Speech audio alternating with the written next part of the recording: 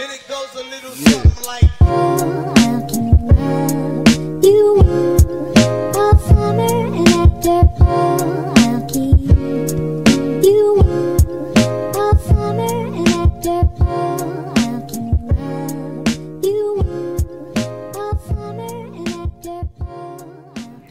Hey guys, so as you can see, my page is already like maybe thirds of the way. It's simply because my phone, this one right here, actually had an error, and I recorded a while ago doing all these components, but then there was an error and it didn't save. Apparently my phone is already full in memory, so I had to delete a couple of stuff. So here we are, thirds of the way through the entire page, and it didn't even record my little skit on this little booklet right here. Basically yesterday I gave these a try. Ta-da! So I colored these sheets of paper using coffee. I was inspired by Marci. I'll put the link down below if you want to check her out as well. She actually made pattern paper using coffee as well, and I wanted to make my own cute and portable version of the coffee paper. So here it is. Before we get started with this journal with me video, I will show you a tutorial on how to make these coffee pattern paper. And otherwise, if you don't want to watch that tutorial, I'll put this timestamp down below so you can go right ahead and watch your regular serving of Journal with Me Thursdays. To make the coffee pattern paper, I just used regular instant coffee. As much as I would like this to be a tutorial, there are some clips or videos missing from my phone since I've been having issues with it lately. So let me just show you a couple of the techniques that I tried. If you want more detailed pattern instructions, I suggest you go visit Marci's channel and check out her tutorial there. I actually tried only a couple of the patterns that she made. She has a whole lot more other ways to create different patterns, so I'll put the link down below so you can check her channel out. I tried the regular just single dips. I also did wet on wet techniques wherein I flicked a spoon with a darker coffee solution so I can create splatter patterns onto the sheet. It was actually really fun. Then I used a paintbrush. It made smaller patterns on the sheet. I also did one which involved dishwashing liquid, so you can get patterns from the bubbles that you form. Marci has a couple more techniques which you can try, so you can have different coffee patterns, so check that one out. It was fun, but just to let you know, it was messy. It was quite of a mess. After doing all the different types of pattern, I left out the wet sheets to dry, and once they were dry to the touch, I just picked them all up in a neat little pile. When they were fully dry, they were wrinkly, so I felt the need to flatten them up. So after putting them in a pile, I decided to put them underneath something heavy, so they sat there for the night. So as you know, the different coffee patterns resulted in different types of paper, and I'm just going to show you everything. Also, I put a perforation on this so I can just easily tear it off if I want to, so it's a really handy booklet. And if you want to know how to do this, I'll put the link down below. You can do the same method as I did with the tickets. So again, this is the one with the shot glass and the little spritz the little spritz of the paintbrush. And then this one, I think this one with the big stain patterns on is the spritz. I'm calling it spritz, but yeah, the one where I flicked the spoon, so they have bigger stain patterns on there. This is the one where I painted the brushes, just random strokes of brushes on. This one should be the flick using the paint brushes. You can tell because the stain patterns are smaller This one is actually from the spoon, and you can see how tiny the one with the brushes are.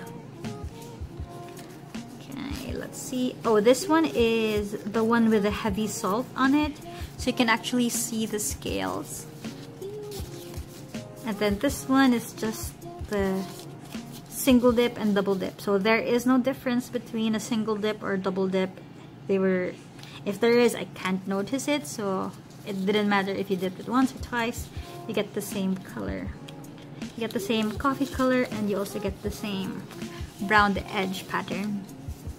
This one is the salted one, the one with the lighter one. You can tell because the scales are just on the parts where I put in the salt, and the parts where I didn't think I put any salt actually reacted in a way because I think there were like smaller granules of salt on them, so they have texture on them as well. Okay, this one is where I flicked the brush as well, but this time just on white paper. This one is the one with the bubbles on them. You can actually see the bubble patterns. They reflected well on the sheet.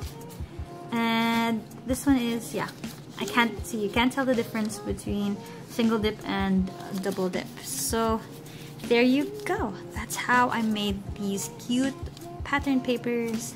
Now it's time to go to the journal with me part of this video. And it goes a little something like.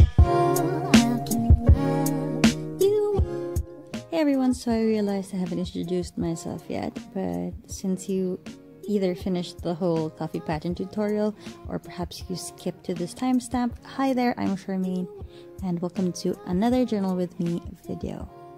So as I've earlier mentioned, I've been having problems with my phone, but don't worry, that won't happen again. It was actually my fault, my being lazy. I knew I had just a tad bit of memory left on my phone, but I just kept on recording anyway. But now here I am with a fresh SD card, and hopefully the next couple of filming sessions won't be a bust. So as you can see on the upper right corner of this spread, I used one of the coffee pattern papers that I made. Amongst all the patterns which I was able to make, this one right here, the one with the shot glass rims, is my favorite. It has that modern abstract feel or look. So this is one of the spreads where I actually didn't have a theme or idea in mind. I just knew I was going to use one of the coffee pattern papers which I made. I really had nothing in mind. So I just grabbed stuff that I felt were nice from my big pile of scraps. I actually have a pretty messy bin of whatnots, and I'm going to show you this bin perhaps on Saturday. I'm still thinking of what to share on Saturday. A part of me wants to do a paper capsule tutorial, but there's really not much to it. It's just gathering a bunch of paper together. So basically pre-made collages minus the wax paper or craft paper backing. If you have any crafting or paper craft tutorial in mind which you think I should try, I'm so open to suggestions right now, so just comment them below. I also saw like volume tags as well, so that's something to do. Anyway, I thought that making videos that are in the format of tutorials is really fun, but of course ideas also run out, so that's something. Anyway, I think I'm in a point of quarantine fatigue, if that's even a thing. That is what actually this spread's reflection is all about. I mean, I'm okay, I'm alright, but I'm still staying at home. So why do I say I've reached the point of quarantine fatigue? We have been technically in quarantine for like 3 months now. So I say that I'm already tired of it because I already see like a cycle. So I do TikToks, and then I bake, and then I bake again, And then I've actually realized that it's already been 6 weeks because it took me this long to perfect my bread. So I'll just show you what I mean. So this bread right here is close to perfect. It's super close with the photos of the recipe that I've been following. It took me a while to get all the tools and proper ingredients, but I actually almost perfected this bread. And when I did that, I realized that, hey, it has actually been 6 weeks since I actually started trying to make this bread. So that's just when it dawned on me that, hey, this is so tiring. Will it repeat itself? Will this cycle of activities, of trying to entertain myself indoors, repeat itself to what? Till the end of the year? Till next year? So I'm just a bit tired of that idea. I mean, it's fun. I even stopped watching Netflix already. Like at the beginning of this quarantine, I binged my heart out. I watched lots and lots of series, and now I just can't even watch a new series or even a movie on Netflix. And that cycle, I guess, it repeats itself because I'm now having my bouts of anxiety and the fear, but it's just so overwhelming because now I realize that it's okay to be afraid, because fear is validated with the pandemic, with the sickness that is around the globe. I guess I just really had to write that down. I needed to pen that thought, that idea in my head, because writing down fears like this actually helps a lot in allowing myself to process these kinds of feelings. I really hope I didn't bring you down with all my talk about quarantine fatigue, but I just wanted to just share with you how journaling helps me through this time. As this Journal With Me video comes to a close, I hope that you are in a good place as you are watching this video right now. May we all find light in the midst of this darkness, and may this video, may this art, a creative work that we do through our paper crafts and everything else, make that light shine a little brighter. Thank you so much again for joining me in another Journal With Me video, and thank you so much for making it this far. If you haven't yet, I appreciate the subscribe and all the likes that you share on my channel and on my videos. Also, just to update you, I added an extra special edition Tuesday uploads, which is Pen Pal Tuesdays. I hope you all enjoy that as well.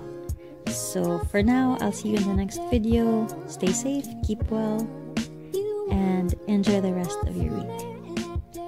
Have a great day. Bye!